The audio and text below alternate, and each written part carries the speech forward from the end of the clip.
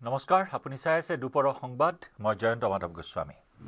মিত্ৰতাৰ পৰা আঁতৰি অহাৰ সিদ্ধান্ত ললে অখিল গগৈ শুকুৰবাৰে নিশা এটা ফোন কলৰ পাছতে অখিল গগৈৰ পোষ্ট শেষ চেষ্টা ব্যৰ্থ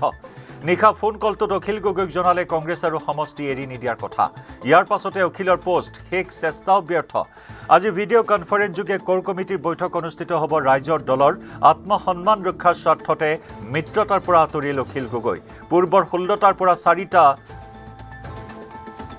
4টা দললৈ নামিল বিৰোধীৰ মিত্ৰতা 20 ফেব্ৰুৱাৰীত ৰাইজৰ দলে দিয়া পত্ৰৰ উত্তৰ নিদিলে কংগ্ৰেছে ঢিং নাও বৈছা ৰাইজৰ দলক এৰি নিদিয়াৰ স্থিতিত অটল কংগ্ৰেছ অখিলক কংগ্ৰেছে এৰি দিছিল চিচি বৰগাঁও শিৱসাগৰ মৰিয়নি দলগাঁও ডিগবৈ আৰু মানস কংগ্ৰেছে হালসলনি কৰি দিছিল আন 4টা সমষ্টি দিছপুৰৰ পৰিৱৰ্তে দিছিল জালুকবাৰী বৰছলাৰ পৰিৱৰ্তে দিয়া হৈছিল তেজপুৰ নাওবৈছাৰ পৰিৱৰ্তে দিছিল ৰঙানদী দাবী নকৰাকৈ দিছিল বোকাখাট সমষ্টিও অখিলে অকলে প্ৰতিদ্বন্দ্বিতা কৰাটো বিচাৰিছিল ঢিঙত কংগ্ৰেছে অটল থাকিল ঢিঙৰ বন্ধুত্বমূলক প্ৰতিদ্বন্দ্বিতাৰ স্থিতিত আৰু এই সময় আকুৰ্গ স্থিতিৰ পৰিপ্ৰেক্ষিতত অকলশৰীয়া হ'ল অখিল গগৈ মিত্ৰতাৰ পৰা বাদ পৰিল অখিল গগৈ যি অখিল গগৈ এটাৰ পিছত আনটো ডেডলাইন বান্ধি দি ৰাজ্যৰ ৰাজনীতিত ডেডলাইন গগৈ হিচাপে আখ্যা লাভ কৰিছিল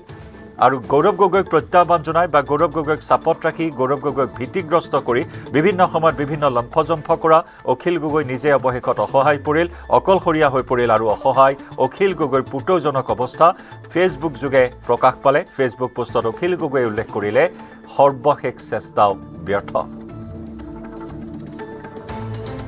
কেইবাটাও সমষ্টিক লৈ খেলিমেলি হ'ল কেইবাটাও সমষ্টিৰ বাবে আজি অকলশৰীয়া হ'বলগীয়া হ'ল মিত্ৰতাৰ পৰা বাদ পৰিল অখিল গগৈ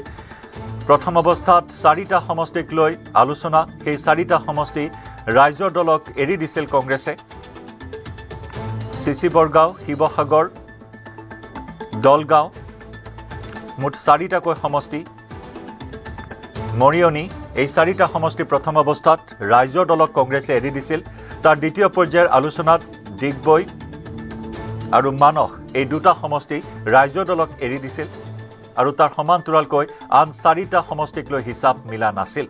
এই 4টা সমষ্টিক লৈ ৰাইজৰ দল আৰু কংগ্ৰেছ দুয়োটা দলেই আকুৰ্গ স্থিতিত থকা পৰিলক্ষিত হ'ল অৱশ্যে তাৰ পৰিৱৰ্তে গৌৰৱ গগৈ এটা ফৰ্মুলা আগবঢ়াইছিল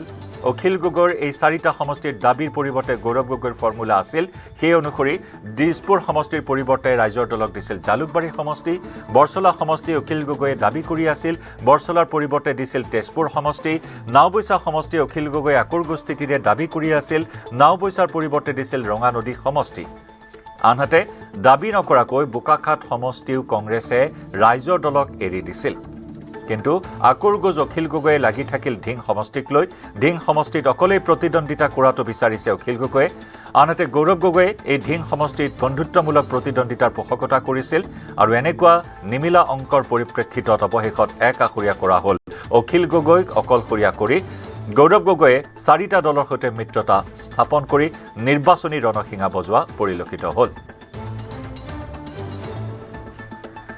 আমাৰ সতীৰ্থ সাংবাদিক বিষ্ণু শইকীয়াৰ সৈতে সংযুক্ত হৈছো পোনপটীয়া সম্প্ৰচাৰত বিষ্ণু আজি কোৰ কমিটিৰ বৈঠক ভাৰ্চুৱেলি এই বৈঠকৰ আয়োজন কৰা হৈছে কি সিদ্ধান্ত গ্ৰহণ কৰিব অখিল গগৈয়ে আজি এই প্ৰাৰ্থী তালিকা ঘোষণা কৰিব নে কাইলৈ ভিতৰত প্ৰাৰ্থী তালিকা ঘোষণা কৰিব অখিল গগৈয়ে আচ্ছা কংগ্ৰেছৰ সৈতে যেতিয়া অংক নিশিজিল মিত্ৰতা সম্পৰ্কত অখিল গগৈৰ ৰাইজৰ দলৰ তাৰপিছতে তেওঁলোকে তাৎক্ষণিকভাৱে কালি নিশা এটা পোষ্ট দিছিলে অখিল গগৈ ডাঙৰীয়াই যে সকলো প্ৰচেষ্টা তেওঁৰ বিফলে গ'ল আৰু শেষ চেষ্টা তেওঁ অথলে গ'ল কিন্তু আজি এই মুহূৰ্তত যিহেতু তেওঁলোকৰ কোৰ কমিটিৰ বৈঠক চলি আছে আৰু এই মুহূৰ্তত কোৰ কমিটিৰ বৈঠকত তেওঁলোকে মিত্ৰতা সম্পৰ্কত কংগ্ৰেছে যিহেতু তেওঁলোকক আসন এৰি নিদিয়ে বুলি ইতিমধ্যেই স্পষ্ট কৰিলে আৰু তেওঁলোকক কালি যিখন বিৰোধী ঐক্যৰ সভা আছিল তাত যিহেতু তেওঁলোকক এলাগি কৰি ৰাখিলে তেওঁলোকক আমন্ত্ৰণ নজনালে বহুবাৰ চেষ্টা চলাইছিল অখিল গগৈয়ে মিত্ৰতাৰ এই বৈঠকত অংশগ্ৰহণ কৰিবৰ কাৰণে বা কংগ্ৰেছৰ সৈতে চিটৰ আসন বুজাবুজিত তেওঁলোকে সোমাবৰ কাৰণে কিন্তু তাৰপিছতো অখিল গগৈ কোনো ধৰণৰ গুৰুত্ব প্ৰদান নকৰিলে আৰু শেষত এটা ফোন কৰি জনোৱা হৈছিল যে ৰাইজৰ দলক কোনো আসন এৰি নিদিয়ে কংগ্ৰেছ দলে আৰু যিটো কংগ্ৰেছ ৰাইজৰ দলৰ একাংশ প্ৰাৰ্থিত্ব প্ৰত্যাশী একাংশ সাংগঠনিক নেতাও কিন্তু অখিল গগৈক বাৰে বাৰে এই সম্পৰ্কত কৈছিল যে কংগ্ৰেছৰ সৈতে কোনো ধৰণৰ মিত্ৰতা কৰিব নালাগে, নিজাববীয়াকৈ তেওঁলোকে নিৰ্বাচনত অৱতীৰ্ণ হ'ব লাগে। আৰু এই মুহূৰ্তত যিহেতু কোৰ কমিটিৰ বৈঠক চলি আছে, কোৰ কমিটিৰ বৈঠকৰ অন্তত তেওঁলোকে হয়তো নিজাববীয়াকৈ কংগ্ৰেছৰ বিৰুদ্ধে যিসমূহ সমষ্টিত প্ৰাৰ্থিত্ব দিব সেই বিষয়ে তেওঁলোকে আলোচনা কৰিব, পৰৱৰ্তী সময়ত সেই সিদ্ধান্ত জনাব। আজি বা কাইলৈৰ ভিতৰত হয়তো ৰাইজৰ দলে নিজৰ প্ৰাৰ্থিত্বৰ আসন তেওঁলোকে প্ৰকাশ কৰিব। কিন্তু এই মুহূৰ্তত এটা ডাঙৰ খবৰ যে ৰাইজৰ দলৰে এগৰাকী প্ৰাৰ্থিত্ব প্ৰত্যাশী তথা সাংগঠনিক দায়িত্বত থকা গোলাম বাবু কিব্ৰিয়া, তেখেত জলেশ্বৰ সমষ্টিৰ প্ৰাৰ্থিত্ব প্ৰত্যাশী আছিল, অখিল গগৈৰ যথেষ্ট তেওঁ ঘনিষ্ঠ আছিল। তেওঁ এই মুহূৰ্তত পদত্যাগ কৰিছে দলৰ পৰা আৰু তেওঁ অখিল গগৈৰ বিৰুদ্ধে আনিছে কেইবাটাও অভিযোগ। আমাৰ সৈতে তেওঁ যিহেতু আছে, তেওঁৰ সৈতে দুআষাৰ কথা পাতিম। আপোনাক স্বাগতম জনাইছোঁ আমাৰ এই অনুষ্ঠানলৈ। যিহেতু আপুনি ৰাইজৰ দলৰ পৰা ইতিমধ্যে পদত্যাগ কৰিছে, আপুনি কি কাৰণত আচলতে ৰাইজৰ দলৰ পৰা পদত্যাগ কৰিবলগীয়া হ'ল? চাওক, মই ৰাইজৰ দলৰ জলেশ্বৰৰ পৰা প্ৰাৰ্থিত্ব বিচাৰিছোঁ। প্ৰাৰ্থিত্ব বিচৰা এই সময়খিনিত তেওঁলোকে বিভিন্ন ধৰণৰ পৰ্যালোচনা এলায়েন্স সম্পৰ্কে আছিল, কৰি আছে। মই সদায় এলায়েন্সৰ বিপক্ষে থিয় হৈছিলোঁ। আপোনালোকে এলায়েন্সৰ বিপক্ষে কৈছিলে নেকি দলৰ ভাৱ? ডেফিনেটলি দলৰ মজিয়াত মই এলায়েন্স কৈছিলোঁ যে এলায়েন্স কৰিব নালাগে, আমি অকলে খেলিব পৰা সমৰ্থন আমাৰ আছে, আমি লাগিলে পষ্ট এলায়েন্স কৰিম, তেনেকুৱা এটা কথা বতৰাবোৰ কিন্তু আমি চলাই গৈছিলোঁ। কিন্তু দেখা গৈছে যে ইমানবাৰ কংগ্ৰেছে আমাক এলাগী কৰাৰ পিছতো, আমাক বাৰ বাৰ মানে ধেই বুলি দূৰত ঠেলি দিয়াৰ পিছতো কিন্তু অখিল গগৈ ডাঙৰীয়া কংগ্ৰেছৰ পিছা এৰা নাই। অখিল গগৈ ডাঙৰীয়াই কংগ্ৰেছৰ লগত মিত্ৰতা কৰিম বুলি যুঁজি আছে, বা তেওঁ বাৰেপতি কংগ্ৰেছক তেওঁ এপ্ৰ'চ কৰিছে, কিন্তু কংগ্ৰেছে তেওঁ কোনো ধৰণৰ গুৰুত্বই দিয়া নাছিল। নিজৰ আত্মসন্মান বোলা বস্তু এটা থাকেতো, এই আত্মসন্মানখিনি মই বজাই ৰাখিবৰ কাৰণে মই ৰাইজৰ দলৰ পৰা পদত্যাগ কৰিছোঁ। আৰু মই দেখিছোঁ অখিল গগৈ ডাঙৰীয়াই জাতীয় সত্তা, জাতীয় চেতনা মানুহ এজনে যেতিয়া ব্ৰিটিছ যোৱাৰ আগত নিজকে আত্মসমৰ্পণ কৰে, সেই কাৰ্যটোকো কিন্তু মই ব্যথিত হৈছে। মই দুখ পাইছোঁ যে জাতীয় চেতনা থকা মানে সাংগঠনিকভাৱে ইমান তেওঁ প্ৰবল বলিষ্ঠ কণ্ঠ এক প্ৰকাৰ তেওঁ কংগ্ৰেছৰ ওচৰত আত্মসমৰ্পণ কৰিছে। ডেফিনেটলি তথাপি ব্ৰিটিছ যোৱাৰ আগত আত্মসমৰ্পণ কৰা কাৰ্যক কিন্তু মই দুখ পাইছোঁ। এটা শব্দ কৈছে তেওঁ, ব্ৰিটিছৰ জোঁৱাইৰ ওচৰত কংগ্ৰেছ, অৰ্থাৎ কংগ্ৰেছ দলৰ সভাপতি, প্ৰদেশ কংগ্ৰেছৰ সভাপতি গৌৰৱ গগৈৰ ওচৰত আত্মসমৰ্পণ কৰিছে, আৰু তেওঁ এটা অভিধা দিছে যে ব্ৰিটিছ জোঁৱাইৰ ওচৰত আত্মসমৰ্পণ কৰিছে বুলি অখিল গগৈয়ে কৈছে। আৰু এয়া আছিল ৰাইজৰ দলৰ এগৰাকী সাংগঠনিক কৰ্মকৰ্তা। তেওঁ যথেষ্ট সক্ৰিয়ভাৱে তেওঁ জলেশ্বৰ সমষ্টিত লাগি আছিল, আৰু আজি তেওঁ কেইবাটাও অভিযোগ উত্থাপন কৰিছে যে এলায়েন্সটোক লৈ আচলতে অখিল গগৈয়ে দলৰ মজিয়াতো কিছু বিৰোধৰ সমালোচনা হৈছিল। ডেফিনেটলি আমাৰ দলৰ ভিতৰতো বহুত মানুহ আছিলে, বহুত প্ৰাৰ্থিত্ব প্ৰত্যাশী আছিল, তেওঁলোকে কৈছিলে আমি অকলে খেলিব লাগে। তেতিয়া তেওঁ কি কৈছিলে? কিন্তু নাজানো, তেওঁ সদায় বিচাৰিছে, কৈছে যে এলায়েন্সটো কৰিব লাগিব, নহয় এলায়েন্সটো কৰিব লাগিব। কিয় কৰিব লাগিব সেই কথাটো কিন্তু আমি যেতিয়া প্ৰশ্ন কৰোঁ যে কিয় ইমান এলায়েন্স বুলি, আমি পষ্ট এলায়েন্স কৰিব পাৰোঁ, আমি খেলি আহোঁ, আমি জিকি আহোঁ। আমি এই কথাটো কৈছিলোঁ মই যে যিকেইটা ছেটত আমাৰ বলিষ্ঠ মানে কেণ্ডিডেট আছে, সবল স্থিতি থকা কেণ্ডিডেট, আমি সেইকেইটাত খেলোঁ। আমি কোৱা নাই আমি গোটেই অসমত খেলিম, আমি 15টাত আছোঁ, 20টাত 22টাত আছোঁ, আমি 20টাতে খেলোঁ। 20-22টাতো খেলিলে আমি 15টা ছিট জিকি আহিলোঁ হয়। আমি পষ্ট এলায়েন্স কৰাৰ সুবিধা আমাৰ তাত থাকে। কিন্তু এনেকুৱা লাগে নেকি তেওঁ কংগ্ৰেছলৈ বাৰেপতি তেওঁ চেষ্টা চলাই আছে কংগ্ৰেছৰ এলায়েন্স কৰিবৰ কাৰণে, মিত্ৰতা কৰিবলৈ ৰাইজৰ দলৰ মজিয়াটো তেওঁক বিৰোধ কৰিছে আপোনালোকৰ দৰে নেতা কৰ্মীয়ে? তাৰপিছত কি কাৰণত, আচলতে কি অজ্ঞাত কাৰণত শেষততো আপোনালোকৰ এলায়েন্সো নহ'ল? তাকে আমাৰ এই গোটেইখিনি লোকচান কাৰ হ'ল? এতিয়া ৰাইজৰ দলৰ হ'ল, ইমান ডাঙৰ এটা লোকচানৰ সন্মুখীন হ'ল। তেখেতে যদি আগৰে পৰা এটা সবল স্থিতি ৰাখিলেহেঁতেন যে এলায়েন্স হ'লে হ'ল, নহ'লে নাই, আমি কেণ্ডিডেট খেলিম, ইমানটা ছিটত আমি খেলিম, এলায়েন্স কৰিলে নকৰিলে, তেনেকুৱা স্থিতিত থাকিলে কিন্তু আজি মই ভাবোঁ কি আজি মোৰ নিচিনা মানুহে ৰাইজৰ দল ত্যাগ নকৰিলে আৰু বহুত প্ৰাৰ্থিত্ব আৰু কোনোবাই ৰাইজৰ দল ত্যাগ কৰাৰ কিবা সম্ভাৱনা? বহুত কেইজনে প্ৰাৰ্থিত্ব প্ৰত্যাশী এতিয়া ৰাইজৰ দল টিকেট দিলেও টিকেট নলয়। আপুনি চাবচোন, এতিয়া এলায়েন্স যদি নহয়, কালি টিকেট ডিক্লেয়াৰ কৰিলে বহুতে টিকেটে নল'ব। ইমান বেয়া অৱস্থা মানে মানুহৰ মাইণ্ডছেটবিলাক টোটেলি চেঞ্জ হৈ গ'ল না। এলায়েন্স লৈ বিশেষকৈ আমাৰ মাইনৰিটি সম্প্ৰদায়ৰ মানুহখিনি টোটেলি চেঞ্জ হৈ গ'ল। এলায়েন্স হ'ব, এলায়েন্স নহ'ব, ইমান কনফিউজনত সাধাৰণ মানুহখিনি থাকিব নিবিচাৰেতো, ইমান কনফিউজন কৰি দিলে মানুহ। আজি আপুনি ৰাইজৰ দলৰ পৰা পদত্যাগ কৰিলে আৰু খহনীয়া হোৱাৰ সম্ভাৱনা আছে নেকি ৰাইজৰ? একদম ডেফিনেটলি। আৰু বহুত মানুহে মোক জনাইছে যে মানে সিহঁতক যোজা চলাইছে। এতিয়া চাব আপোনালোকে যে লাহে লাহে ৰাইজৰ দলৰ পৰা যিকেইটা মানে স্বাভিমানী মানুহ তেওঁলোকে নাথাকে, ওলাই আহিব। এয়া আছিল ৰাইজৰ দলৰ গোলাম বাবু কিব্ৰিয়া। তেওঁ ইতিমধ্যে পদত্যাগ কৰিছে, সংবাদ মাধ্যম যোগে জনাইছে, আৰু কেইবাটা অভিযোগ উত্থাপন কৰিছে ৰাইজৰ দলৰ হয় যে ৰাইজৰ দলৰ আচলতে কংগ্ৰেছৰ সৈতে মিত্ৰতা ভংগ হোৱাৰ পাছতেই কংগ্ৰেছে যেতিয়া এলাগী কৰিলে, মিত্ৰতা আচলতে ভংগ হোৱা নাই, মিত্ৰতালৈ তেওঁলোকক যাবলৈ নিদিলে, আচলতে তেওঁলোক সেইখিনি স্থানলৈ গৈ নাপালেগৈ, আৰু তাৰ পাছতে কংগ্ৰেছ ৰাইজৰ দলত এতিয়া খহনি আৰম্ভ হৈছে গোলাম বাবু কিবৰিয়া তেওঁ এজন খুব ভাল সাংগঠনিকভাৱে তেওঁ দক্ষ ব্যক্তি আছিল তেওঁ জলেশ্বৰ সমষ্টিৰ পৰা লাগি আছিল তেওঁ বিভিন্ন সাংগঠনিক কাম কাজত আছিল তেওঁৰ পিছতে আৰু হয়তো বহু সংখ্যক ৰাইজৰ দলৰ এনেধৰণৰ যি প্ৰকৃত কৰ্মী আছে তেওঁলোকে পদত্যাগ কৰাৰ কথা ইতিমধ্যে তেওঁ কৈছে হয়তো অনাগত সময়ত হয়তো আৰু পদত্যাগ কৰিব আৰু মিত্ৰতাক লৈ যি আচলতে নাটক এখন আছিল সেই নাটকখন অৱশেষত জয়ন্ত গগৈ বুমেৰাঙতহে পৰিণত হ'লগৈ নিশ্চয় বিষ্ণু আপুনি সংযুক্ত হৈ থাকিব অত্যন্ত গুৰুত্বপূৰ্ণ এয়া বিৰোধীৰ মিত্ৰতা যিহেতু সকলো ফালে খেলি মেলি লাগিছে আৰু দল ত্যাগৰ জোৱাৰ ইতিমধ্যে আৰম্ভ হৈছে আৰু তাৰ মাজতে এতিয়া অখিল গগৈৰ ডাঙৰ প্ৰত্যাহ্বান আহি পৰিছে যে অকলশৰীয়াকৈ কেনেদৰে নিৰ্বাচনত অৱতীৰ্ণ হ'ব তাৰ কুচকাৱাজ তাৰ ৰণকৌশল ইতিমধ্যে প্ৰস্তুত কৰি আছে কাজিৰঙাত বাহৰ পাতি থকা অখিল গগৈয়ে বিতুপন আছে আমাৰ সৈতে কাজিৰঙাৰ পৰা সংযুক্ত হৈছে বিতুপন কি খবৰ লাভ কৰিছে অখিল গগৈয়ে নিশা ফেচবুক পোষ্ট যোগে নিজৰ অসহায় অৱস্থাৰ কথা প্ৰকাশ কৰিছে অকপতে বৰ্তমান কেনেকুৱা ধৰণৰ প্ৰস্তুতি চলোৱা হৈছে এখন ভাৰ্চুৱেলি কোৰ কমিটিৰ বৈঠকত মিলিত হ'ব অখিল গগৈ নিশ্চয় জয়ন্ত চৌক আচলতে এক প্ৰকাৰ ক'বলৈ গ'লে বিৰোধীৰ যি মিত্ৰতা আছিল সেয়া ইতিমধ্যে মিত্ৰতাৰ পৰা আচলতে ৰাইজৰ দল বাদ পৰিছে নিশ্চিত হৈ পৰিছে কিয়নো কালি যিহেতু এখন মিত্ৰতাক লৈ বৈঠক হৈছিল গুৱাহাটীত য'ত বিৰোধী শিবিৰৰ প্ৰায় সংখ্যক দল তাত উপস্থিত আছিল কিন্তু তাত ৰাইজৰ দলক উপস্থিতি তেওঁলোকে বিচৰা নাছিল বা তেওঁলোকে উপস্থিত হোৱা নাছিল বা তেওঁলোকে গৌৰৱ গগৈ আচলতে নিৰ্দেশ দিয়া নাছিল যে ৰাইজৰ দল তাত উপস্থিত থাকক কিন্তু শনিবাৰৰ সন্ধিয়ালৈকে আচলতে অখিল গগৈ আমাক দুদিন পূৰ্বে জনোৱা মতে যে শনিবাৰ সন্ধিয়ালৈকে তেওঁলোকে ডেডলাইন বান্ধি দিছিল যে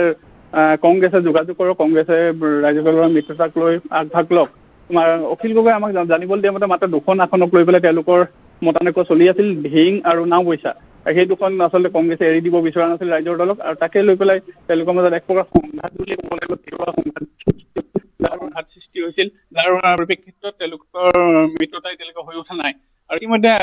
আমি দেখিবলৈ পাইছো যে আমি কালি পুৱাৰ ভাগৰ পৰা আচলতে অখিল গগৈ কাজিৰঙা যি অৰ্কিড উদ্যান আছে তাত বাহৰ পাতি আছিলো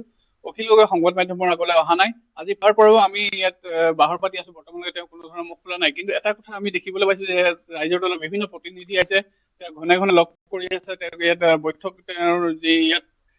কাৰ্যালয় আছে তাত বৈঠকত মিলিত হৈছে কিন্তু বৰ্তমানলৈকে তেওঁ কোনো সংবাদ মাধ্যমৰ আগত কোনো ধৰণৰ মুখ খোলা নাই জয়ন্ত হয় সংবাদ মাধ্যমৰ পৰা তেওঁ আঁতৰত থকা পৰিলক্ষিত হৈছে কোনো মন্তব্য কৰাৰ পৰা বিৰত আছে আপুনি সংযুক্ত থাকিব বিতুপন এই প্ৰসংগটোৱে মই বিষ্ণু আপোনাৰ কাষলৈ লৈ আহিছোঁ অখিল গগৈ যি আস্ফালন কৰি আহিছিল অখিল গগৈ যি লম্ফজম্ফ কৰি আহিছিল মিত্ৰতাক লৈ আৰু সেই অখিল গগৈ আকৌ এবাৰ মৌনব্ৰত অৱলম্বন কৰা পৰিলক্ষিত হৈছে মুখৰ মাত হেৰাইছে অখিল গগৈ মাত্ৰ দুই এজন প্ৰাৰ্থীকহে গুৰুত্ব প্ৰদান কৰিছে নেকি দলটোৰ বাকী প্ৰাৰ্থীক গুৰুত্ব প্ৰদান কৰা নাই যাৰ বাবে আপোনাৰ লগত থকা এজন প্ৰাৰ্থীয়ে ইতিমধ্যেই দল এৰাৰ সিদ্ধান্ত ঘোষণা কৰিছে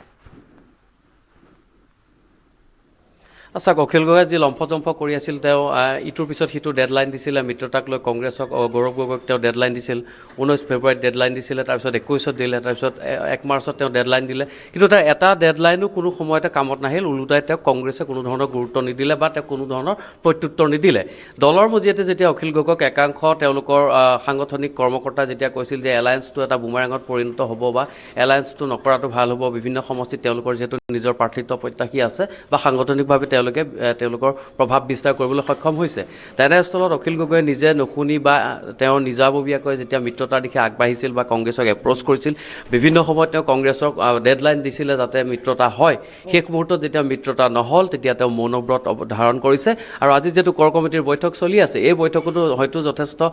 তেওঁলোকে মুঠৰ ওপৰত এক ডাঙৰ প্ৰত্যাহ্বানৰ সন্মুখীন হৈছে অখিল গগৈৰ ৰাইজৰ দল বিষ্ণু আৰু বিতুপন দুয়োগৰাকীক এই মুহূৰ্তত ধন্যবাদ জ্ঞাপন কৰিছোঁ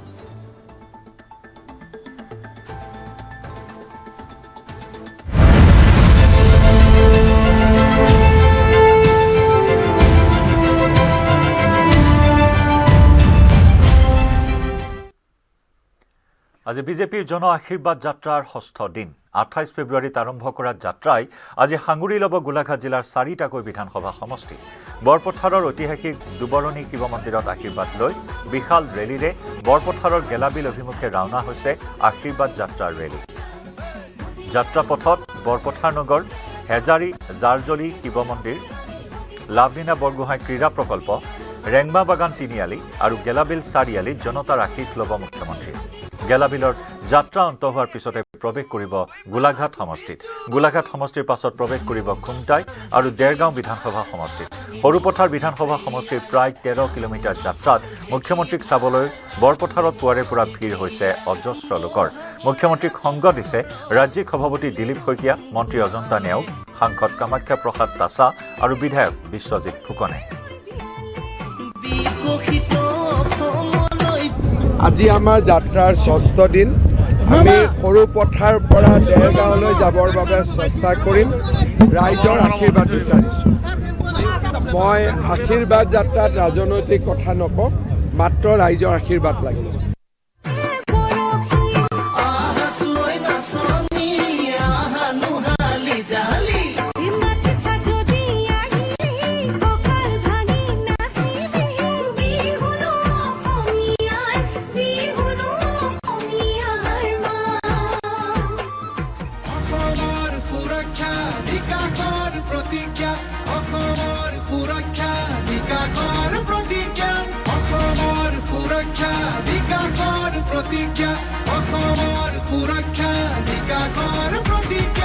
উজনি নামনি ফুলি আছে জিলিকি, পদুমনে পাহি মুখে মুখে হাঁহি, চৌপাশে দেখিছো বিকাশৰে ছবি, চহৰ নগৰ গাঁও দখলি সামৰি।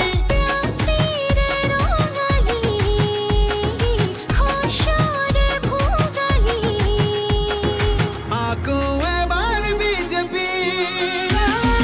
অসমৰ সুৰক্ষা বিকাশৰ প্ৰতিজ্ঞা, অসমৰ সুৰক্ষা বিকাশৰ প্ৰতিজ্ঞা, অসমৰ সুৰক্ষা বিকাশৰ প্ৰতিজ্ঞা, অসমৰ সুৰক্ষা বিকাশৰ প্ৰতিজ্ঞা। অসমত আজি এয়া প্ৰগতিৰ বাট, চৌদিশে শান্তিৰ মুকলি প্ৰকাশ, বেদখল মুক্ত আজি আমাৰ ভূমি, খিলঞ্জীয়াৰ অধিকাৰ আহিলে উভতি, সকলোতে খোৱা চোৱা সুখৰ হাঁহি, বাধাহীন বিকাশ আৰু বিকশিত ছবি, লাখপতি বাইদেউ আৰু ডেকা আত্মনিৰ্ভৰ, জাগিৰোডত এতিয়া পাব ছেমি কণ্ডাক্টৰ, IIM এইমছ চোৱা অসমতে হ'ল, জিলাই জিলাই মেডিকেল কলেজ চিকিৎসা সুলভ হ'ল, শ্বহীদে পালে প্ৰকৃত মান, শুনাচোন শুনা এয়াই বিজেপিৰ জয়গান। অসমৰ সুৰক্ষা বিকাশৰ প্ৰতিজ্ঞা, অসমৰ সুৰক্ষা বিকাশৰ প্ৰতিজ্ঞা। নামঘৰৰ কাষৰে ধাৰণি দৰাতে জ্বলিছে চোৱাচোন চাকি গছি আশাৰে, সিমাৰে কাষৰে হৰিজনীয়ে আজি যায় আগুৱাই সুৰক্ষাৰ সাহেৰে।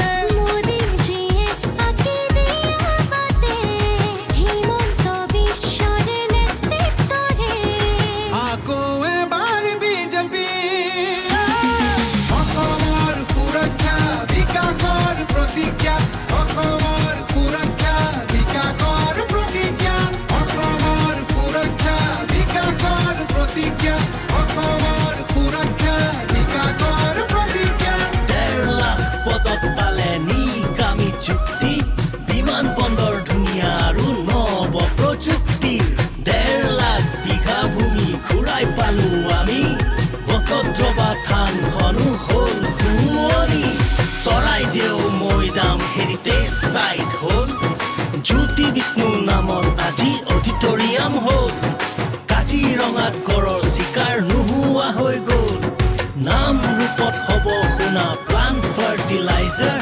অসমীয়া হ'ল ধ্ৰুপদী ভাষা পালে নতুন প্ৰসাৰ, শ্বহীদে পালে প্ৰকৃত মান, শুনাচোন শুনা এয়াই বিজেপিৰ জয়গান। অসমৰ সুৰক্ষা বিকাশৰ প্ৰতিজ্ঞা, অসমৰ সুৰক্ষা বিকাশৰ প্ৰতিজ্ঞা, অসমৰ সুৰক্ষা বিকাশৰ প্ৰতিজ্ঞা, অসমৰ সুৰক্ষা বিকাশৰ প্ৰতিজ্ঞা।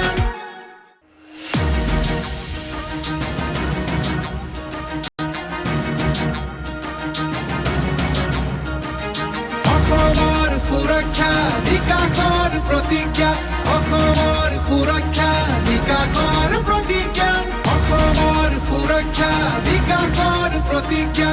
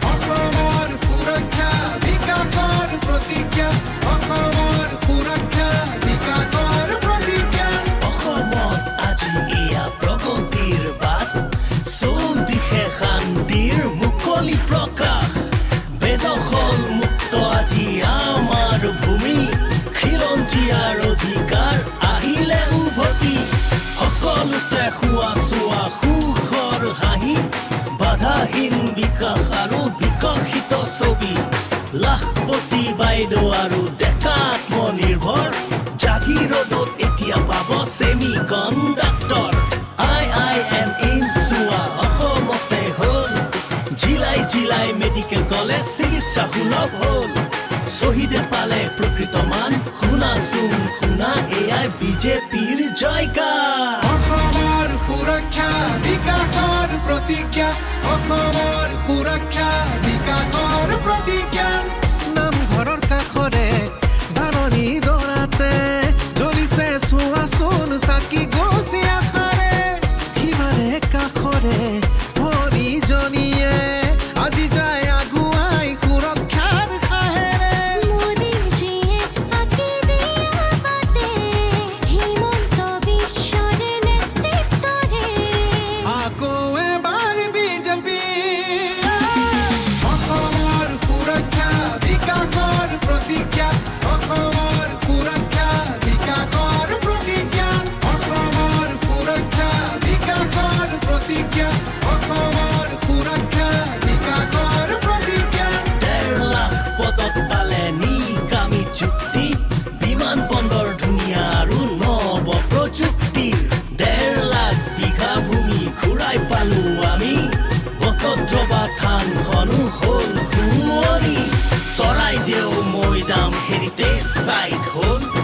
জ্যোতি বিষ্ণু নামত আজি অডিটৰিয়াম হ'ল কাজিৰঙাত গড়ৰ চিকাৰ নোহোৱা হৈ গ'ল নাম ৰূপত হ'ব শুনা প্লান্ট ফাৰ্টিলাইজাৰ অসমীয়া হ'ল ধ্ৰুপদী ভাষা পালে নতুন প্ৰসাৰ শহীদে পালে প্ৰকৃত মান শুনাচোন শুনা এয়াই বিজেপিৰ জয়গান অসমৰ সুৰক্ষা বিকাশৰ প্ৰতিজ্ঞা অসমৰ সুৰক্ষা বিকাশৰ প্ৰতিজ্ঞা অসমৰ সুৰক্ষা বিকাশৰ প্ৰতিজ্ঞা অসমৰ সুৰক্ষা বিকাশৰ প্ৰতিজ্ঞা লক্ষ্মী পথাৰতে আশাৰে ধান কৃষকে পালে আজীৱন শাৰী শাৰী চিৰিচৰ মাজত শ্ৰমিকৰ প্ৰাপ্তিৰ ভাই ভনী সকলো আত্মনিৰ্ভৰ আজি ডেকা গাভৰুৰ চকুত সবল অসমৰ সপোন জ্বলি উঠিল পাৰো আমি পাৰো বিশ্বৰ বুকুতে নতুন চিনাকি মুখে মুখে সকলোৰে সুৰক্ষিত জীৱনৰ নৱ কাহিনী উজনি ননি পাহাৰ ভৈয়াম লৈ সামৰি অটলগী স্থল অগ্ৰগামী অসমৰ অনিৰুদ্ধ গতি অটলগী স্থল অগ্ৰগামী অসমৰ অনিৰুদ্ধ গতি অটলগী স্থল অগ্ৰগামী অসমৰ অনিৰুদ্ধ গতি অটলগী স্থল অগ্ৰগামী অসমৰ অনিৰুদ্ধ গতি খোৱা চোৱা সুখৰ হাঁহি বাধাহীন বিকাশ আৰু বিকশিত ছবি লাখপতি বাইদেউ আৰু ডেকা আত্মনিৰ্ভৰ জাগিৰোডত এতিয়া পাব ছেমি কণ্ডাক্টৰ IIM এইমছ চোৱা অসমতে হ'ল জিলাই মেডিকেল কলেজ চিকিৎসা সুলভ হ'ল শহীদে পালে প্ৰকৃত মান শুনাচোন শুনা এয়াই বিজেপিৰ জয়গান অসমৰ সুৰক্ষা বিকাশৰ প্ৰতিজ্ঞা অসমৰ সুৰক্ষা বিকাশৰ প্ৰতিজ্ঞা নামঘৰৰ কাষৰে ধাৰণি দৰাতে জ্বলিছে চোৱাচোন চাকি গছি আশাৰে সিমাৰে কাষৰে ভনীজনীয়ে আজি যায় আগুৱাই সুৰক্ষাৰ সাহেৰে মোদীজীয়ে আঁকি দিয়া বাটে হিমন্ত বিশ্বৰ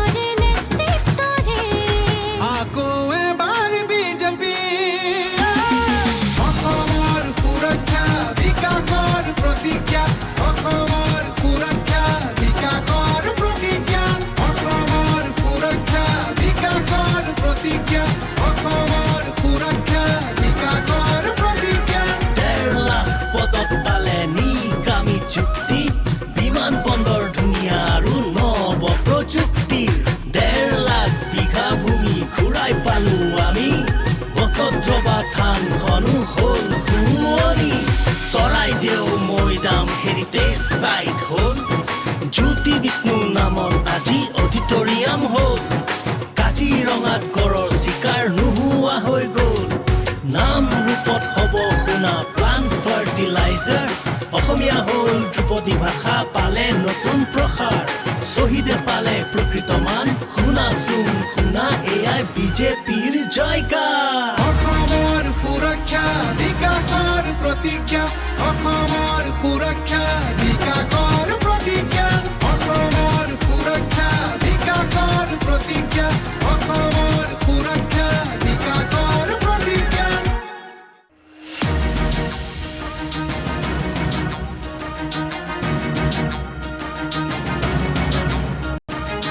অসমৰ সুৰক্ষা বিকাশৰ প্ৰতিজ্ঞা অসমৰ সুৰক্ষা বিকাশৰ প্ৰতিজ্ঞা অসমৰ সুৰক্ষা বিকাশৰ প্ৰতিজ্ঞা অসমৰ সুৰক্ষা বিকাশৰ প্ৰতিজ্ঞা উজনি নামনি ফুলি আছে জিলিকি পদুমৰ পাহি মুখে মুখে হাঁহি চৌপাশে দেখিছো বিকাশৰ ছবি চহৰ নগৰ গাঁও দখলি সামৰি তীৰে ৰঙালী খোজৰে ভোগালী আকৌ এবাৰ বিজেপি অসমৰ সুৰক্ষা বিকাশৰ প্ৰতিজ্ঞা অসমৰ সুৰক্ষা বিকাশৰ প্ৰতিজ্ঞা অসমৰ সুৰক্ষা বিকাশৰ প্ৰতিজ্ঞা অসমৰ সুৰক্ষা বিকাশৰ প্ৰতিজ্ঞা অসমত আজি এয়া প্ৰগতিৰ বাট চৌদিশে শান্তিৰ মুকলি প্ৰকাশ বেদখল মুক্ত আজি আমাৰ ভূমি খিলঞ্জীয়াৰ অধিকাৰ আহিলে উভতি সকলোতে খোৱা চোৱা সুখৰ হাঁহি বাধাহীন বিকাশ আৰু বিকশিত ছবি লাখপতি বাইদেউ আৰু ডেকা আত্মনিৰ্ভৰ জাগিৰোডত এতিয়া পাব চেমি কণ্ডাক্টৰ IIM এইমছ চোৱা অসমতে হ'ল জিলাই জিলাই মেডিকেল কলেজ চিকিৎসা সুলভ হ'ল শ্বহীদে পালে প্ৰকৃত মান শুনাচোন শুনা এয়াই বিজেপিৰ জয়গান অসমৰ সুৰক্ষা বিকাশৰ প্ৰতিজ্ঞা অসমৰ সুৰক্ষা বিকাশৰ প্ৰতিজ্ঞা নামঘৰৰ কাষৰে ধাননি দৰাতে জ্বলিছে চোৱাচোন চাকি গছি আশাৰে সিবাৰে কাষৰে ভনীজনীয়ে আজি যায় আগুৱাই সুৰক্ষাৰ সাহেৰে মোদীজীয়ে আঁকি দিয়া বাটে হিমন্ত বিশ্বৰে নেতৃত্বৰে আকৌ এবাৰ বিজেপি অসমৰ সুৰক্ষা বিকাশৰ প্ৰতিজ্ঞা অসমৰ সুৰক্ষা বিকাশৰ প্ৰতিজ্ঞা অসমৰ সুৰক্ষা বিকাশৰ প্ৰতিজ্ঞা অসমৰ সুৰক্ষা বিকাশৰ প্ৰতিজ্ঞা 1.5 লাখ পদক পালে নিকামী চুক্তি বিমান বন্দৰ ধুনীয়া আৰু নৱ প্ৰযুক্তি 1.5 লাখ বিঘা ভূমি ঘূৰাই পালো আমি বটদ্ৰৱা থানখনো হ'ল শুৱনি চৰাইদেউ মৈদাম হেৰিটেজ চাইট হ'ল জ্যোতি বিষ্ণু নামত আজি অডিটৰিয়াম হ'ল কাজিৰঙাত গড়ৰ চিকাৰ নোহোৱা হৈ গ'ল নাম ৰূপত হ'ব শুনা প্লান ফাৰ্টিলাইজাৰ অসমীয়া হ'ল ধ্ৰুপদী ভাষা পালে নতুন প্ৰসাৰ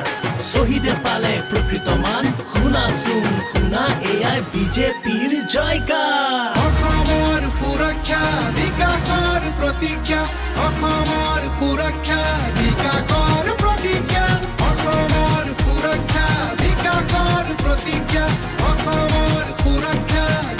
বিকাশৰ প্ৰতিজ্ঞা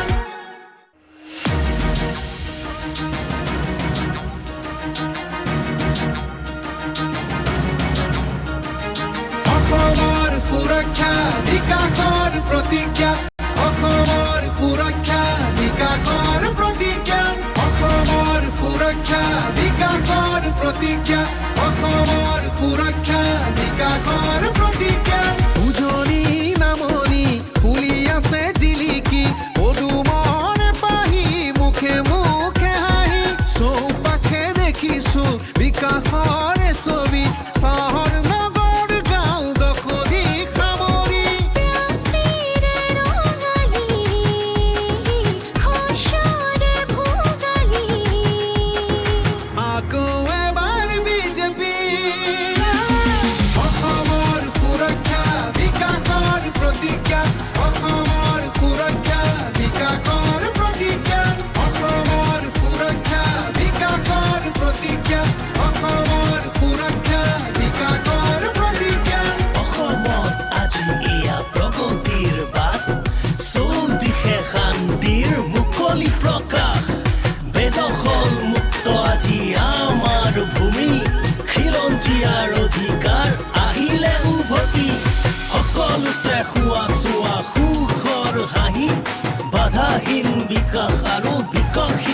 ছবি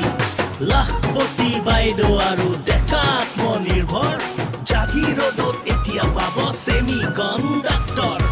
IIM ইনচুৱা অসমতে হ'ল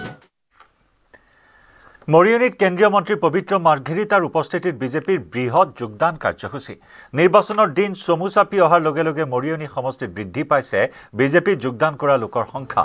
মন্ত্ৰী পবিত্ৰ মাৰ্ঘেৰিটাৰ উপস্থিতিত মৰিয়নীৰ একাধিক স্থানত বিজেপিৰ যোগদান আৰু আধাৰশিলা উন্মোচন কাৰ্যসূচী মৰিয়নীৰ দৈনিক বজাৰৰ মন্দিৰ প্ৰাংগণত অনুষ্ঠিত যোগদান সভাত পবিত্ৰ মাৰ্ঘেৰিটাই ৰাইজৰ দলৰ প্ৰাৰ্থীগৰাকী পেৰাচুটৰ জৰিয়তে লেণ্ডিং কৰা বুলি মন্তব্য কৰাৰ লগতে সমষ্টিটোত মূল যুঁজখন কংগ্ৰেছৰ লগতে হ'ব বুলিও কয় মৰিয়নী মণ্ডলৰ উদ্যোগত আয়োজন কৰা যোগদান সভাত বিজেপিৰ 2 শতাধিক লোকে কেন্দ্ৰীয় মন্ত্ৰী পবিত্ৰ মাৰ্ঘেৰিটা জিলা সভাপতি শান্তনু পূজাৰী আৰু বিধায়ক ৰূপজ্যোতি কুৰ্মীৰ উপস্থিতিত আনুষ্ঠানিকভাৱে যোগদান কৰে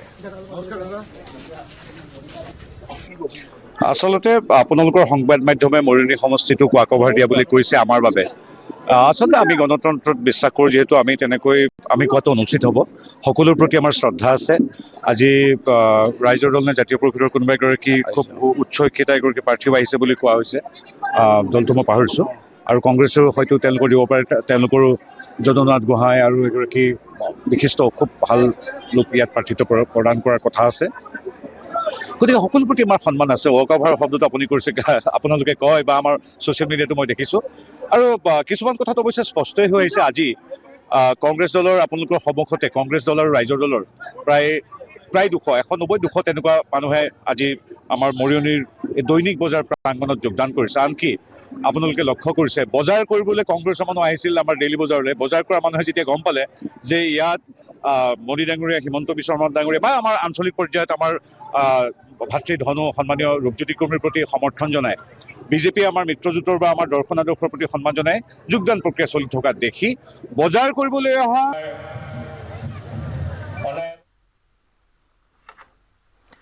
বিধানসভা নিৰ্বাচনত প্ৰতিদ্বন্দ্বিতা নকৰে হাগ্ৰামা মহিলাৰীৰ পত্নী শেউলি ব্ৰহ্ম মহিলাৰীয়ে শেউলি ব্ৰহ্ম মহিলাৰীয়ে কোকৰাঝাৰ সমষ্টিৰ পৰা নিৰ্বাচন খেলিব বুলি চৰ্চা চলি থকাৰ সময়তে হাগ্ৰামা মহিলাৰীয়ে স্পষ্ট কৰে এই কথা বাক্সা জিলাৰ শালবাৰীত দিছপুৰ চলো কাৰ্যসূচীত অংশ লৈ ইউপিপিএলৰ সভাপতি প্ৰমোদ বড়োকো কঠোৰ সমালোচনা হাগ্ৰামাৰ বিটিচি পৰিষদৰ সদস্য হোৱাৰ পাছতো প্ৰমোদ বড়ো ৰাজ্যসভালৈ গ'ল প্ৰমোদ বড়োৱে আন এজনক ৰাজ্যসভালৈ পঠিয়াব পাৰিলে হয় বুলি মন্তব্য হাগ্ৰামা মহিলাৰীৰ বিপিএফ দল বিটিচিত আৰু কমেও 15 বছৰ শাসনত থাকিব বুলি দাবী হাগ্ৰামা মহিলাৰীৰ আজি দিছপুৰ চলো কাৰ্যসূচীত হাগ্ৰামা মহিলাৰীৰ উপস্থিতিত শালবাৰী কলেজৰ অধ্যক্ষ ডক্টৰ জগত চন্দ্ৰ বসুমতাৰী সহ অৰ্ধ শতাধিক লোকে যোগদান কৰে বিপিএফত এনডিএ হিচাপে আলোচনা কৰি পেলাই কিমান চিট পায় নাপায় সেইটো পিছৰ কথা অহাকাল মততে আপোনালোকে 9 তাৰিখ মাৰ্চ 9 তাৰিখত আমাৰ PMB মিটিং আছে মছলপুৰত সেই কথাবিলাক গোটেই আলোচনা হ'ব তেতিয়া ফাইনেল ৰিজাল্ট আপোনালোকে পাব হেলিকপ্টাৰ একটা কি 11টা 126টা এনডিএ হিচাপে 126টা প্ৰমোদ বড়োৱে আপোনাক সমালোচনা কৰিছে যে আপোনাৰ কোনো নীতি আদৰ্শ নাই আপুনি এনেই লম্ভজম্ভ কৰি থাকে কথাটো সঁচা নেকি তেওঁ মানে প্ৰমোদ বড়োৰ কথা একো নকওঁ মই ৰাইজে কৈ থাকিব এতিয়া দল আছে UPPL হিচাপে দলৰ প্ৰেচিডেণ্ট হয় সি নিজে MCLA হৈ আছে এতিয়া সি নিজে ৰাজ্যসভাৰ MP হ'বলৈ গৈ আছে বা হৈছে সি বেলেগক দিব পাৰিলে হয় কিয় দিয়া নাই এইবিলাক লিডাৰ হয় নেকি এইবিলাক লিডাৰ হয় আপোনাৰ পত্নীয়ে এইবাৰ নিৰ্বাচনত অৱতীৰ্ণ হ'ব এইটো সঁচা নেকি এইবিলাক কোনোবা মেডিয়া চেডিয়াই বাজাব পাৰে মোৰ প্ৰতি এনেকুৱা সন্দেহ কৰিব নালাগে মোৰ ৱাইফ এনেকুৱা ইলেকশ্যন নেখেলে আপোনালোকে কিমান বছৰ থাকিম বুলি কৈছে আৰু কিমান বছৰ থাকিব কমত 15 বছৰ আৰু ইয়াত বেছি হ'ব পাৰে কিন্তু মিনিমাম 15 বছৰটো BPF দলে BTCত শাসন কৰিব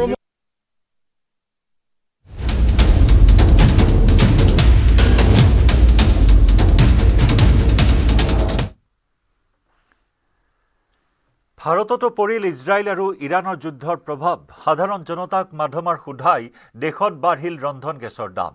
প্ৰতিটো ঘৰুৱা চিলিণ্ডাৰৰ দাম 60 টকাকৈ বৃদ্ধি প্ৰতিটো বাণিজ্যিক চিলিণ্ডাৰত 115 টকা বৃদ্ধি মাজনিশাৰ পৰা কাৰ্যকৰী নতুন নিৰিখ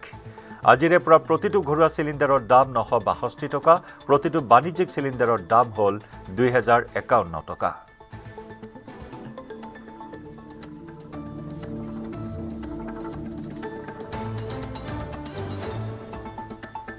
নশ 3 টকা কৰি দিছিলে 903 টকাকৈ আপোনালোকে দিছে তাৰপিছত আকৌ মানে এনে ডেলিভাৰী দিব গ'লে 950 টকা কৰি দিয়ে বা কিছুমানে 20 টকা দিয়ে গেছৰ দাম আচলতে 903 টকা আছিল টকা আছিল এতিয়াৰ পৰা দাম বাঢ়িছে আজিৰ পৰা বাঢ়িছে কিমান টকাকৈ এতিয়া আজি 1000 হৈ গৈছে 1000 হৈ গৈছে যিখিনি ঘৰত দিব গ'লে 1000 লয় আৰু বেছি ল'ব তেতিয়া ঘৰত দিব গ'লে আকৌ বেছি ল'ব এতিয়া যথেষ্ট অসুবিধা হ'ব দাম বৃদ্ধি হোৱাৰ পিছত এইটো মানে কোনোবাই মানে গম নাপায় গম পোৱাব লাগিব এনেকুৱা টাইপত তেতিয়া দিব পাৰিম নহ'লে আকৌ দিব গ'লে তাতে বেছি দিব লাগিব না তাতে মানে কি আগতে 950কৈ দিছিল 903 টকা দাম আছিল 950কৈ দিছিলে এতিয়া মানে 1000 যদি হৈছে তেনেহ'লে আৰু অলপ মানে বেছিকৈ ল'ব কিয় সি দিব যাব না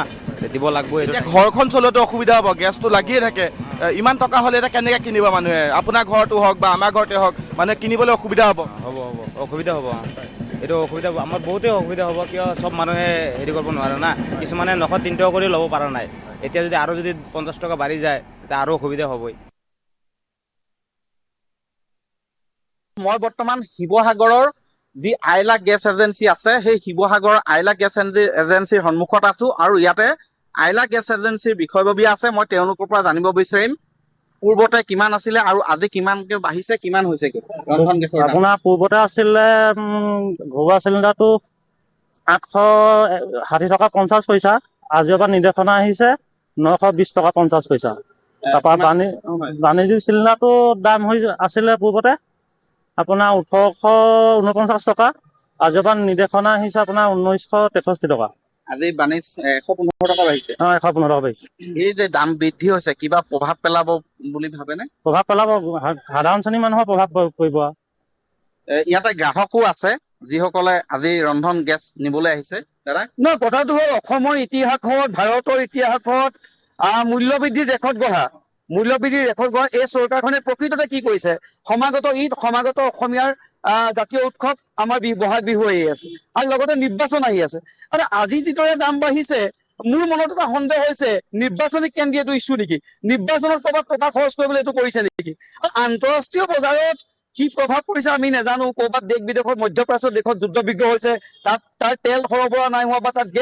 গেছৰ ক্ষেত্ৰত অসুবিধা হৈছে সেইটোৰ আলম লৈ ভাৰত চৰকাৰে কেন্দ্ৰীয় চৰকাৰে যে এই কামটো কৰিছে ইয়াত কিন্তু অসমৰ লগতে সমগ্ৰ ভাৰতৰ ৰাইজ অতিষ্ঠ হৈছে আৰু আপুনি চাওক সাধাৰণ জনতাৰ কাৰণে 60 টকা এই মুহূৰ্তত বহুত টকা 60 টকা একেদিনীয়া বঢ়াটো আমি ধিক্কাৰ দিছো আৰু অনাগত দিনত এই মূল্যবৃদ্ধি উঠাই ল'বলৈ আমি কেন্দ্ৰীয় চৰকাৰক আলোচনা কৰিবলৈ আমাৰ কাৰণে ভাবিবলৈ আমি অনুৰোধ জনাইছো কাৰণ এই বস্তু বিশেষকৈ ধনী চামৰ নপৰে বিশেষকৈ ঠেলা চালক ই ৰিক্সা চালক বা খুটি খোৱা মানুহৰ কাৰণে সাংঘাতিক প্ৰভাৱ পৰিছে আৰু এটা বস্তু দেই এই প্ৰতিবাদটো হোৱাৰ পিছত চৰকাৰখনে এটা কাম কিন্তু কৰিব মই ক'লো 60 টকা য'ত বঢ়াইছে তাত 10 টকা বা 5 টকা কমাই দিব তাতকৈ বেছি নকমায় আৰু 5 টকা 6 টকা বঢ়াওঁতে ইমান প্ৰভাৱ নপৰে একেলগে 60 টকা বঢ়াটোত আমি কেন্দ্ৰীয় চৰকাৰক ধিক্কাৰ দিছো এইটো স্পষ্ট এগৰাকী গৃহিণী আছে বাইদেউ কেনেকুৱা ধৰণৰ প্ৰভাৱ পৰিব এতিয়া আপোনালোকৰ আমাৰ এতিয়া গৃহিণী মানুহ আমাৰ এতিয়া প্ৰভাৱ বাৰুকে পৰিছে কাৰণ আমাৰ মানুহজনেতো দিন হাজিৰা কৰি চলা মানুহ আমি এনেকে 60 টকা যদি একেদিনে বাঢ়িবলৈ হয় আমাক কেনেকে ঘৰখন চলিব বাৰু হয় এয়া মই দেখুৱাইছো শিৱসাগৰৰ মই আইলা গেছ এজেঞ্চিৰ সন্মুখত আছো আৰু দাদা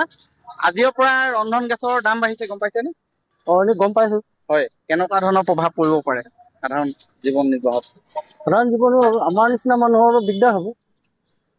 কি আহ্বান জনাব চৰকাৰ বুলি আহ্বান এইটোৱে জনাম যে কমাব লাগে আৰু ব্যৱস্থা ল'ব লাগে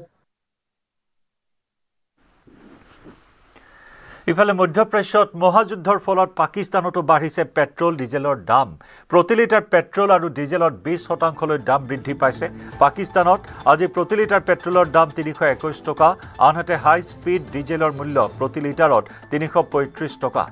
পেট্ৰলিয়াম মন্ত্ৰী আলী পাৰভেজে জনালে এই কথা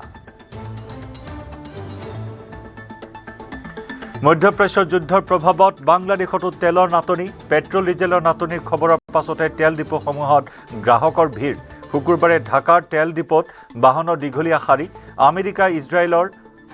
ইৰাণৰ ওপৰত আক্ৰমণৰ বাবে তেলৰ নাটনি হৈছে হৰমুজ প্ৰণালীত ব্যাঘাতৰ বাবে বাংলাদেশতো ইন্ধনৰ ব্যাপক নাটনি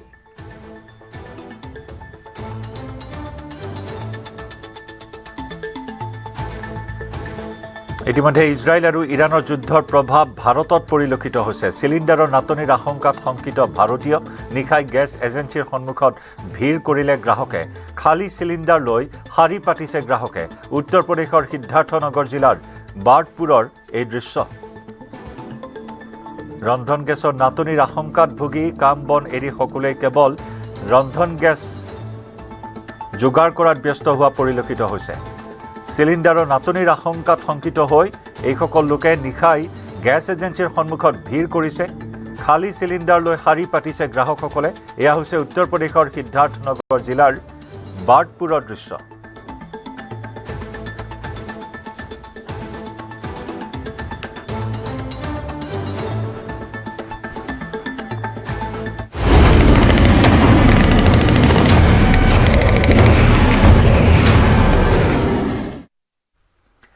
খাৰুৱা তেলৰ দাম বৃদ্ধিক লৈ উদ্বিগ্ন হৈছে আমেৰিকা ইৰাণ আমেৰিকাৰ যুদ্ধৰ সময়তে ভাৰতৰ প্ৰধানমন্ত্ৰী নৰেন্দ্ৰ মোদীৰ কূটনৈতিক বিচক্ষণতা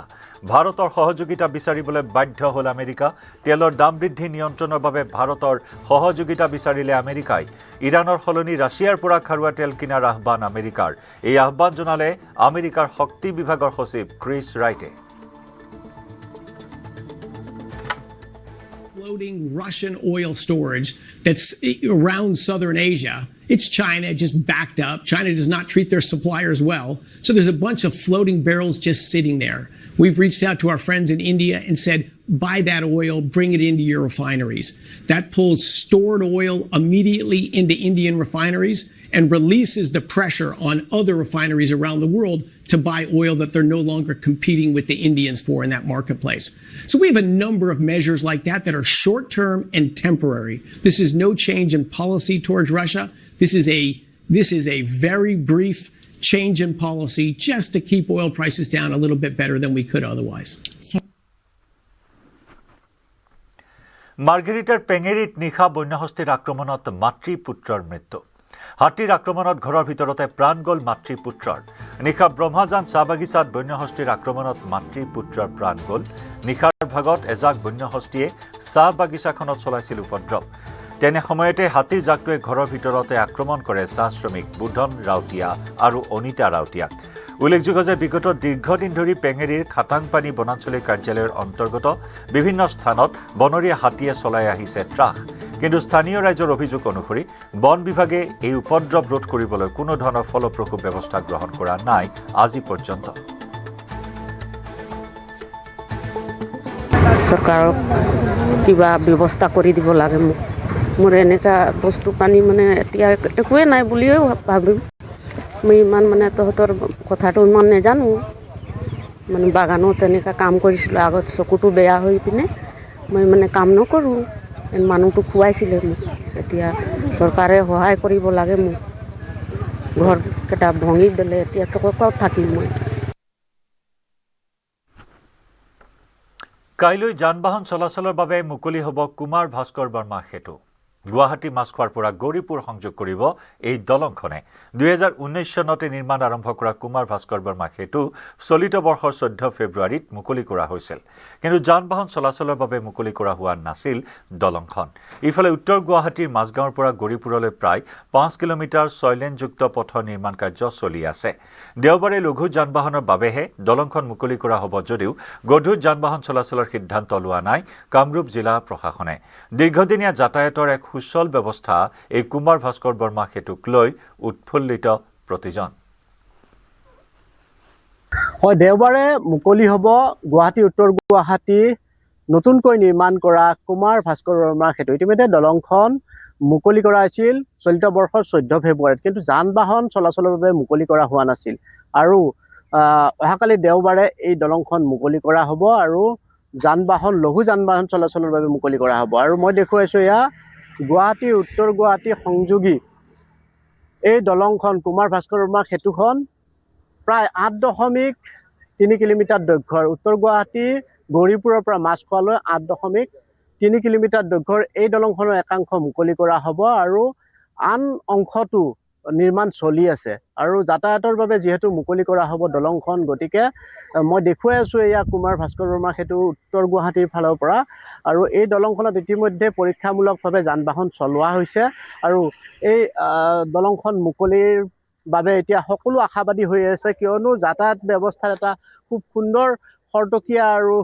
কম খৰচী মাধ্যম এটা যিহেতু এই দলংখন, গতিকে সকলোৱে আশাবাদী হৈ আছে কেতিয়া এই দলংখন মুকলি কৰা হ'ব। প্ৰত্যেকে উৎসুক হৈ আছে কেনেকৈ গুৱাহাটীৰ পৰা উত্তৰ গুৱাহাটীলৈ আৰু উত্তৰ গুৱাহাটীৰ পৰা গুৱাহাটীলৈ খুব কম সময়ৰ ভিতৰতে অহা যোৱা কৰিব পাৰে যান বাহনেৰে, আৰু সেই কথা এতিয়া সম্ভৱ হৈ উঠিল। আৰু দলংখন মুকলিৰ পিছতে সকলোৱে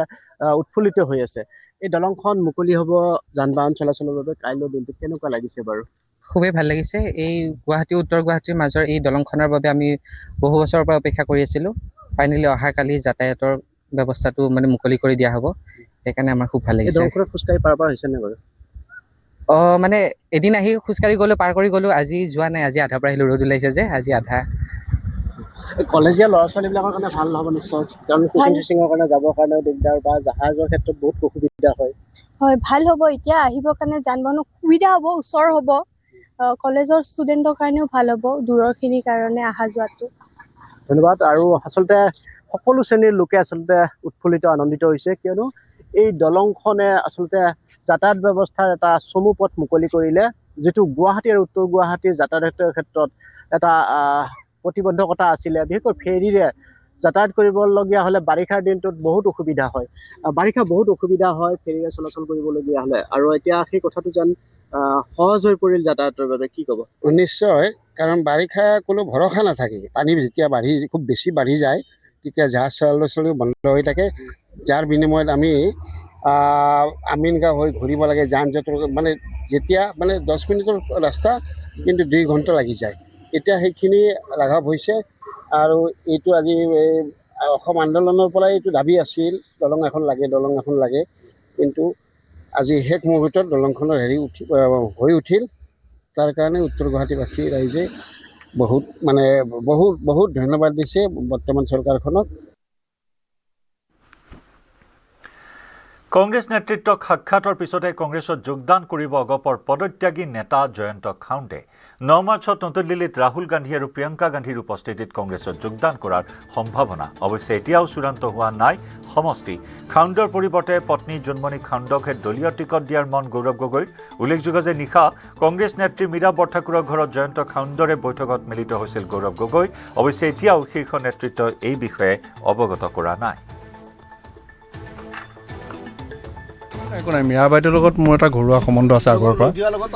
গতিকে তেখেতৰ ঘৰলৈ আহিছোঁ। মানুহৰ ঘৰলৈ মানুহ ফুৰিবলৈ আহিব নোৱাৰে নেকি? ফুৰিবলৈ আহিছোঁ। দল ত্যাগটো কৰাৰ লগত এইটোৰ কি সম্বন্ধ আছে? ব্যক্তিগত ৰিলেশ্যনটো একো প্ৰসংগ নাই, একো প্ৰসংগই নাই। তেখেতো আমাৰ ঘৰলৈ যায়, ময়ো তেখেতৰ নাই, মই এতিয়ালৈকে এইবিলাক কথা সিদ্ধান্ত লোৱা নাই। বাইদেউক লগ পাবলৈ আহিছো আমি। জয়ন্ত খাউণ্ড আজি অগপৰ পৰা আহিছে আৰু আপোনালোকৰ লগত আজি বৈঠকত মিলিত হৈছে। একো কি কয়, আমি আমাৰ দিছপুৰৰ কেণ্ডিডেট আমাৰ মীৰা বৰঠাকুৰ ডাঙৰীয়ানী, তেওঁৰ টিকেট পোৱাৰ পিছত তেওঁক শুভেচ্ছা জনাবলৈ আহিলোঁ। অলপ দিন আগতে আমাৰ কামৰূপৰ ডিষ্ট্ৰিক্ট কংগ্ৰেছৰ সভাপতি যে খুব সুন্দৰ এটা সভা পাতিছিল আৰু আমাৰ কিছু জ্যেষ্ঠ আমাৰ কংগ্ৰেছ দলৰ এতিয়া বৰ্তমান নেতাসকল বিনন্দ শইকীয়া ডাঙৰীয়া, সত্যব্ৰত কলিতা ডাঙৰীয়া, তেখেতৰ লৈও পৰৱৰ্তী দিনত কেনেদৰে আমি কথাবোৰ পাতিব লাগে এইখিনি পাতিবলৈ আহিছোঁ। ৰঙানদী সমষ্টিৰ পৰা কংগ্ৰেছৰ প্ৰাৰ্থী হোৱাৰ সম্ভাৱনা আছে? মই আপোনালোকৰ লগত মই যিখিনি কথা ইয়াত পাতিবলৈ আহিলোঁ সেইখিনি আপোনালোকৰ লগত মই আপোনালোকক জনাইছোঁ। ধন্যবাদ। হ'লেও বিশেষভাৱে তেখেত যিটো উপস্থিত আছিল আজি সেইবাবে সুধিছিলোঁ। কিছুমান কথাৰ সময় থাকে, ভাল সময়ত কথাবোৰ ক'লে ভাল আৰু। ঠিক আছে, ধন্যবাদ।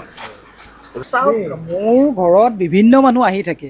আৰু সভাপতি মহোদয় আহিছে, আমাৰ জিলা সভাপতিও আহিছিলে। আমাৰ তেখেত যিহেতুকে আকৌ বিভিন্ন জেগাত গুচি যাব, মোক শুভেচ্ছা দিবলৈ আহিছে। তাতে ইমান কথাটো নায়েই তেনেকুৱা। মোৰ ঘৰত মানুহ আহি থাকে, গতিকে আহি থকা কথাটো ইমান বিশেষ আপোনালোকে যিমান এইটো হেৰি বুলি ভাবিছে তেনেকুৱা কথা একো নাই। সভাপতিয়ে আজি আহি শুভেচ্ছা দিছে, মই তেখেতক টিকেট দিয়াৰ কাৰণে এখন গামোচা দিছোঁ আৰু সেইটো মোৰ কাৰণে পৰম সৌভাগ্যৰ কথা। ইমান ব্যস্ততাৰ মাজত যে সভাপতি আহি মোক শুভেচ্ছা দিবলৈ মোৰ বাসগৃহত উপস্থিত হৈছে, তাতকৈ আৰু সুখৰ খবৰ এগৰাকী প্ৰাৰ্থীৰ হ'ব নোৱাৰে। তথাপি বাইদেউ জয়ন্ত খান ডাঙৰীয়াই পদত্যাগ কৰাৰ পিছতে প্ৰথম আপোনাৰ গৃহলৈ আহিছে, তাত গৌৰৱ গগৈ ডাঙৰীয়া উপস্থিত আছে, কথাখিনি ক'ব। আৰু সমান্তৰালকৈ বিজেপিৰ লগত যিটো দলৰ মিত্ৰতা আছিল তেনেকুৱা দলৰ পৰা প্ৰত্যাগ কৰাৰ পিছত আপোনাৰ ঘৰলৈ পোনে পোনে আহিছে। সভাপতি মহোদয়ে কোৱাৰ পিছত মই কিছুমান কথা সভাপতি মহোদয়ে ক'লে কেলে আহিছে, ময়ো ক'লোঁ যে মোক শুভেচ্ছা দিবলৈ আহিলে, গতিকে এইটো কথা আৰু দীঘলীয়া কৰাৰ প্ৰশ্ন নুঠে। Thank you. সময় হ'ল দুপৰৰ সংবাদৰ পৰা বিদায় লোৱাৰ। নমস্কাৰ।